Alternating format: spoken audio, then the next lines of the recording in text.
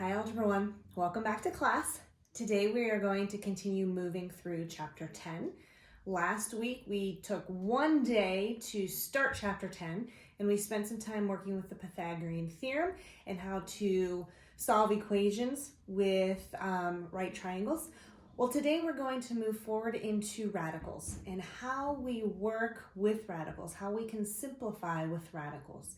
And today's lesson is going to center all around this property rule, the multiplication property of radicals. And what it says is that when I have a radical of two factors, of the product of two factors, two things being multiplied together, what I can do is I can break them apart into chunks and have the radical of the separate factors. Okay, all of those words may not mean a whole lot, so let's look at an example though. If I have the square root of 48, that means I can see that 16 and 3 are factors of 48. So I can pull them apart and take the square root of 16 times the square root of 3. Well, why is that helpful? Well, as you can see, 16 is a perfect square. So if I pull out a perfect square, I can simplify it to be just 4 square roots of 3. So we're going to start really simple today and apply this property to some basic simplifying of radicals. So the first one that we're going to do together is the square root of 160. If I see that, my next course of action is to think through perfect squares. Now, if I say that to you and you're like, I have no idea what Mrs. Agate is talking about, then I want you to go to your calculator and start thinking through perfect squares. What I mean is 1 squared is 1, 2 squared is 4, so 4 is my perfect square. 3 squared is 9, 4 squared is 16, 5 squared is 25, etc. You should be comfortable with 1 through 12 pretty easily. And if you're not, you need to spend some time working on those. It's going to come in handy here. Because if I look at this number 160, I want to break it up into any combination that includes a perfect square. So the first one that I recognize, I can say, well, that the square root of 160 is the square root of 16 times the square root of 10. 16 is a perfect square. It is 4 squared. So when I simplify this, I get 4 square roots of 10. That's a lot easier to work with than dealing with the square root of 160. So if I did not see that 16 could be pulled out, I would have maybe seen that 4 could be pulled out. And then I always have to make sure that I have taken them to their lowest form, their most simplified form. So in this case, 4 square roots of 10 is the simplified form of 160. I want you to pause the video and try the square root of 72 on your own, and then start it again when you're ready to talk about it. Okay, again, I want to look and think through 72 and the factors of 72, and I want to be able to pull out a perfect square. Well, if I'm having trouble thinking through this, I can pull out my calculator and say, well, what's 72 divided by 4? What's 72 divided by 16? What's 72 divided by 9? Because 9 is a perfect square. I'm going to go with that one. Square root of 72 equals the square root of 9 times the square root of 8. So I can see I pulled out one perfect square here. The square root of 9 is 3. So I could say, well, that equals the 3 square roots of 8. However, I need to recognize right away that the square root of 8 is not simplified all the way. I could rewrite the square root of 8 as the square root of 4 times the square root of 2. So for this problem, I've actually applied this property twice. Square root of 4 is 2. Notice here that if I go ahead and clear that out, I have its multiplication that is happening. 3 times 2 square roots of 2. Not 3 plus 2 square roots of 2. 3 times 2 square roots of 2. So what I'm going to say here is that this is 6 square roots of 2.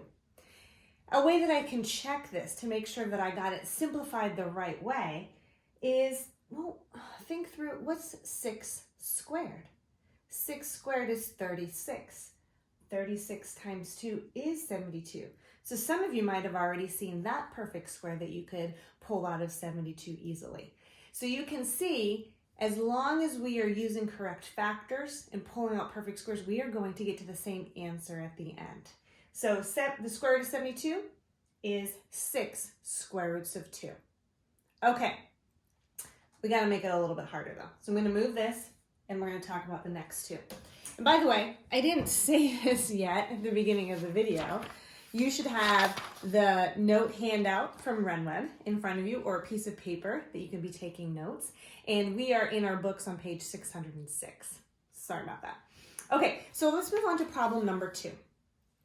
Let's make them a little bit harder. So in this case, I have the square root of 54 n to the 7th. Okay, so we need to break that down into perfect squares. So I'm going to attack my numbers first and then deal with my variables. I need to keep in mind not just my understanding of perfect squares, but also my power rules as we move into these harder ones. Okay, so let's start with the number 54. If I want to break that down, that's the square root of 9 times the square root of 6. And I chose these because 9 is a perfect square. I want to find perfect squares. I'm going to leave it like that for now. Just hang with me. I'm going to break this down. It's almost like I'm taking the expanded version of this radical using this multiplication property. So even when it comes to my variables, I want to think in perfect squares. Well, n to the 7th is not a perfect square, but n squared is. N squared is. N squared is. Ooh, I'm going to get into my room for the next one. That's okay. And n. So you can see that I took this n to the 7th and I expanded it using my power rules. N squared, n squared, n squared, n to the 1 to the first power. How do I know I can do that? Well, if I wanted to put them back together and multiply them, what do I do with my exponents? I add them. 2 plus 2 plus 2 plus 1 is 7.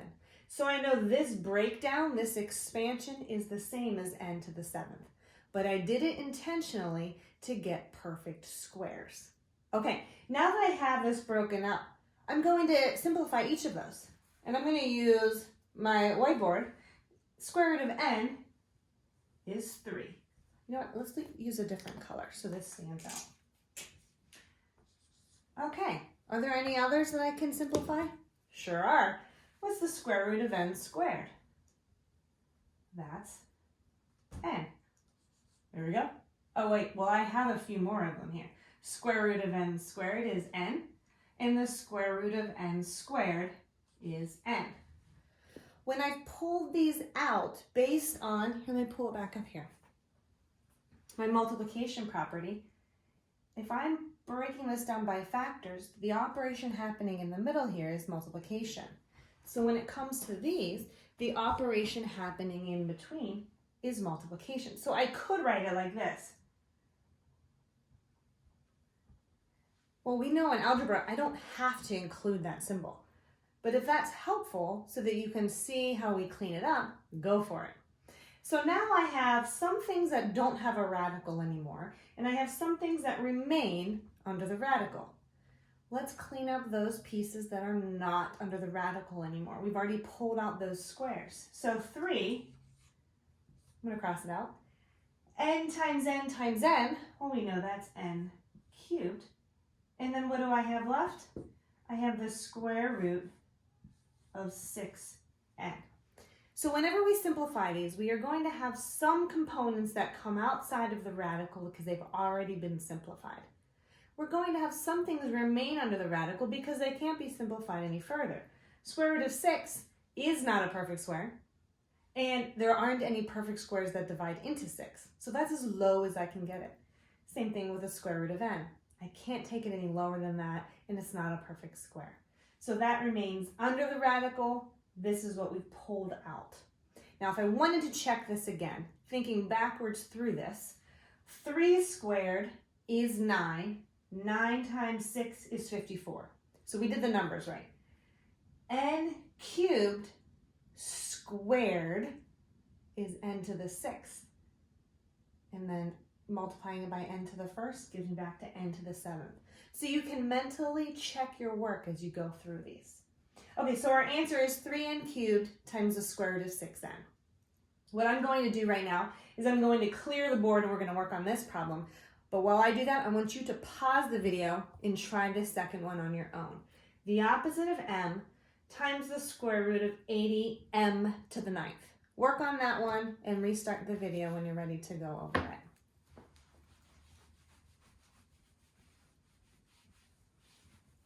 Okay, I know this is a little weird, the problem's written over there, but as we can see from our last problem, I actually am probably going to use a lot of this space.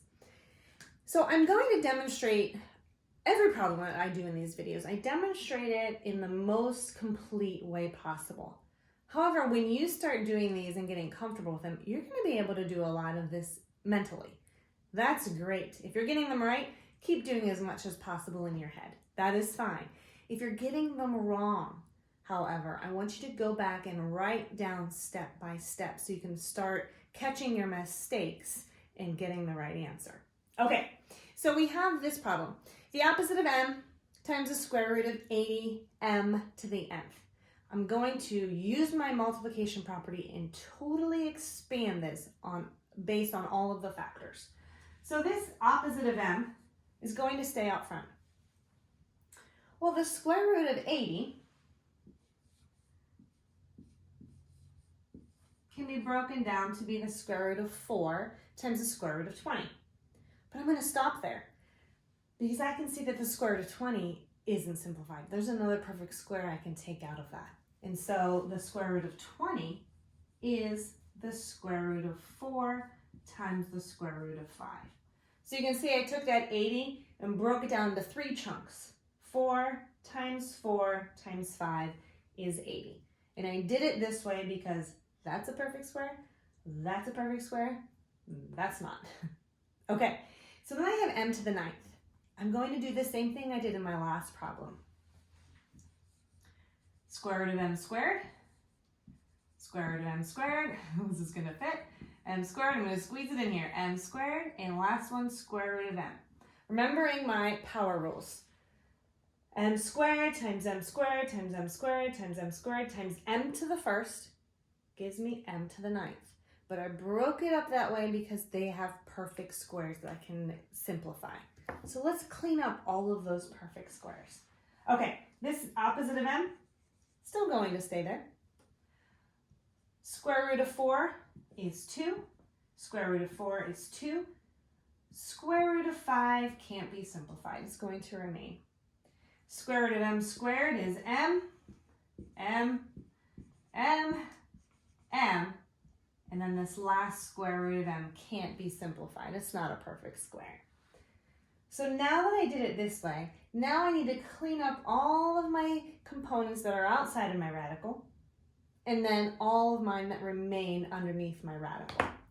So let's deal with numbers first. I have a 2 and a 2 gives me 4, but I have this opposite, which is -1. So I have -4 for my numbers. Let's take a look at all my m's. M, m, m, m, m. How do I multiply those with my power rules? It gives me -4 m to the 5th. Okay, that dealt with everything outside of my radical. What remains? A 5 and an m. So you can see that we're using the multiplication property of radicals forwards and backwards. We're using it to break it down, but then we're also using it to clean up the parts that remain after simplifying. So this is my answer to the practice problem. -4 m to the 5th times the square root of 5m.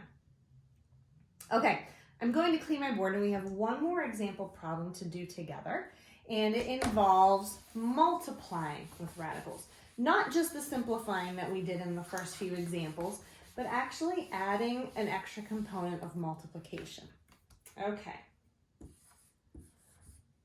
We have 2 times the square root of 7t times 3 square roots of 14 t squared. Okay, getting a little bit more complicated. This is problem 3 in your books in 10-2.